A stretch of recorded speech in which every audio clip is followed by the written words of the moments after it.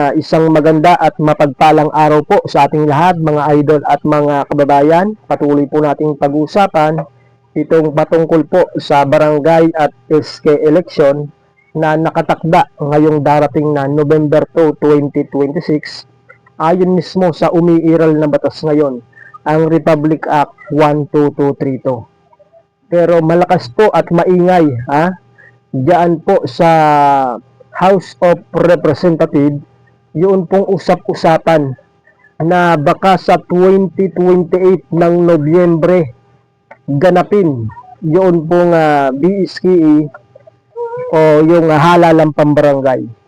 Kasi kagaya po ng ibinalita ko po sa inyo nung nakaraan, may mga naghain na, may mga nag-file na ng postponement bill diyan po sa Kongreso. Yan po si yung representative po ng Northern Samar 1st District na si Raul Nicodasa, na nag-file po siya ng kanyang House Bill 10407, an act postponing the 2026 BSKE. At matunog din po itong pangalan nitong si representative ng Negros Occidental 3rd District na si Javier Miguel Benitez, sapagkat mayroon po siyang sinabi na bukas daw, August 3, ay malalaman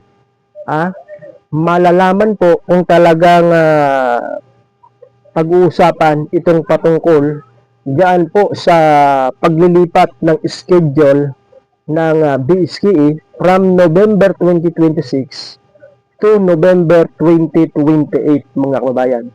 So ito po, mga kababayan, balita po o post ng The Manila Times.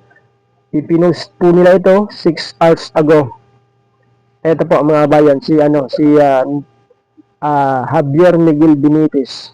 Ewan ko lang kung anak yata ito nitong si Albi Benitez. Correct me if I'm wrong, mga kababayan. Ito po yung balita ng Manila Times. Bacolod City lawmakers are set to decide on Monday, August 3. So bukas po, mga kababayan, Monday, August 3, when Congress resumes regular sessions, whether to move the November 2 Barangay and Sangguniang Kabataan elections, BSKE.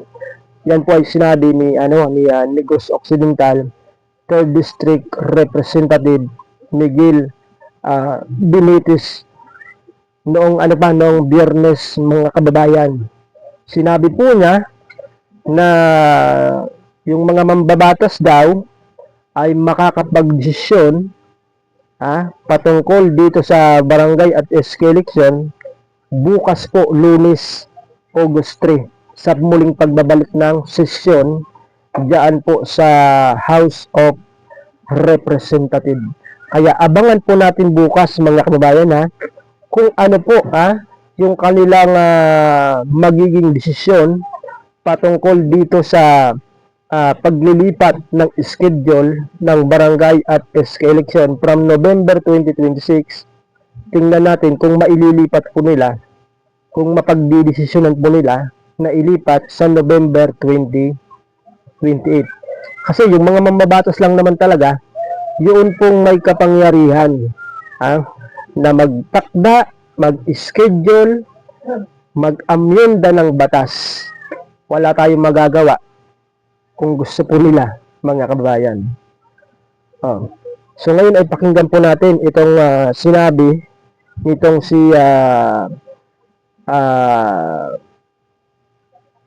Javier Benitez, yung Negros Occidental 3rd District Representative. Ito po, mga bayan, panoorin po natin at pakinggan. Ito po, mga bayan.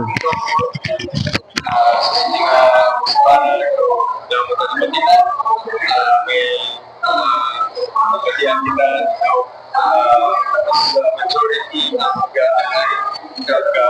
gusto mag-support para sa November 2020. So, and we must be sa Monday pagka resulta. Therefore, the third is kayo na for So I believe Ulitin natin mga kabayan. So I believe this of the world susundin na musibani o dalam matalabatin may pagkatiyan kita so as majority mag-alay gusto mag-support para sa November 2020 so pinatutin natin siya and kung mas may plano sa Monday pagka-resulta ng session. So ayan po mga kababayan, napanood at narinig po ninyo itong sinabi po nitong si Representative Javier Benitez na may mga naririnig siyang usap-usapan diyan po sa House of Representatives na majority ng mga lawmakers o mga mambabatas ay sumusuporta mga kababayan na yung BSKE or yung pagdaraos ng barangay at SK election ay gawin sa 2028 ng November mga kabayan. Ano ang masasabi nyo dito mga kabayan? Pabor ba kayo ha? Pabor ba kayo na ilipat yun pong schedule? Ibig sabihin ay ipospon na naman itong BSKE 2026 at ituloy na lang sa 2028 ng November. Ano ang masasabi niyo mga kabayan? I-comment niyo po sa baba kung ano po yung inyo pong komento, opinion patungkol po sa sinabing yan nitong si Javier Benitez na may mga mambabatas daw di umano na sumusuporta. Ang sinabi nga po niya ay majority ng mga lawmakers, mga mambabatas ay suportado yung BSKE 2028. So, i-comment ko po sa baba yung inyo pong opinion, yung inyo pong komento. So, basahin po natin yung mga comment ng ating pong mga kababayan patungkol po sa post na ito ng Manila Times. Ito po yung sabi ni Isen Baladje. Tuloy na, wala siya magawa, tuloy na. Ito pa po. Sabi ni Brice Falcon, na bad trip na naman mga aspirant na malaki na ang gastos. Ganun ba? May mga aspirants ba na gumastos na? Nako, wag muna ha. Wag muna kayong gumastos. Para hindi kayo malugi. Oo. Pero ganun pa man mga kababayan, yan ay usap-usapan pa lang. Hindi pa nabubuo, hindi pa ganap na batas. Ang umiiral po na batas ngayon mga kababayan, sa mga hindi po nakakaalam, ay yung Republic Act 12232 na pinirmahan ng ating pong Pangulo noong Agosto 13, 2025. Yun po yung buhay na batas ngayon, yun po yung umiiral. Natural, yun yung susundin ng Commission on Elections or COMELEC. Yung Republic Act 12232 na nakalagay po doon, yung schedule ng barangay at SK election sa November 2, 2026. Kaya kung tatanungin niyo po yung Commission on Elections, ay sinabi po nila na dahil nga po hindi nabanggit ng ating pong Pangulo diyan po sa katatapos na SONA ni PBBM itong patungkol sa BSKE, ay malaki yung malaki po yung tsansa na ito po ay talagang tuloy na yung pagdaraos ng BSKE 2026. Ito po, panoorin po natin mga kababayan, ito pong pahayag ng chairman ng COMELEC na si Chairman George Garcia. Ito po mga kababayan, panoorin po natin. The fact na hindi binanggit ni Presidente ang BSKE, yan ay isang napakataas na indikasyon na tuloy. Kasi bakit mababanggitin ang BSKE kung hindi matutuloy? So, as far as the COMELEC is concerned, tuloy na tuloy. Handa-handa na rin po kami doon. Yung po mga balota doon, na-print na po namin. Lahat po ng kagamitan, na-procure na po namin. Lahat po doon. Doon po, mas mataas ng preparasyon na namin doon. Kasi po, ilang beses na rin yun eh. Diba? So, wala na pong duda at this point. Tingnan po natin yung development. Kasi nga po, kabubukas lang ng Kongreso muli. And therefore, may mga posibilidad na may mga bills na mapapile dyan. Mo-monitor mabuti ni COMELEC yan kung ano ang mga magiging hakbang Pero sa part namin, hanggat wala po tayong order, decision, batas, tuloy po tayo. November pa naman po yan. In fact, ang inyong COMELEC ay magre-request kay Pangulo na ang November 3 ay ipadeklarang walang pasok. Kasi November 1, sa mga Katoliko, yan po ay undas. November 2, baka magluwasan ang mga kababayan natin umuwi sa probinsya. Pag nagluwasan na yan, hindi na makakaboto.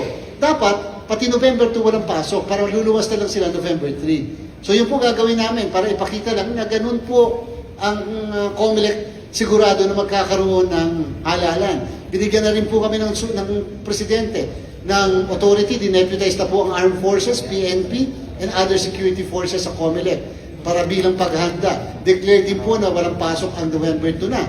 So, yan na po yung mga bagay leading to the conduct of the election.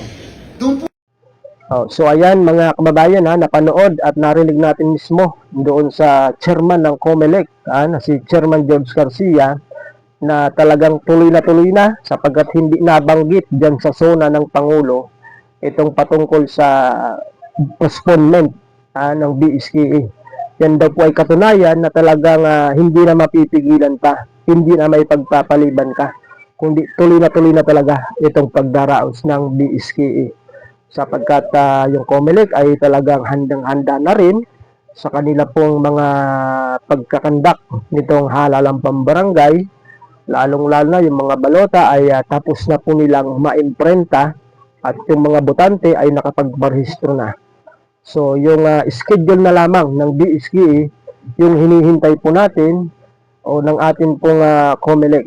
Kaya doon sa mga aspirants, patuloy ho kayong maghanda, ihanda ninyo yung mga kailangan po ninyo sapagkat 93 days na lang bago sumapit yung halalang pambarangay. Kaya sa mga nagbabalak na kandidato, ihanda po ninyo yung mga birth certificate po ninyo sapagkat yan po ay isa sa mga karagdagang requirements na hihingin sa inyo ng COMELEC pagka kayo ay magpapail na ng inyo pong certificate of candidacy. So ayan mga kabayan, hanggang dito muna yung ating pong balita, yung ating update. Maraming salamat po sa inyong panonood at magandang araw po sa ating lahat mga kabayan. Mag-ingat po tayo dahil medyo maulan-ulan ngayon.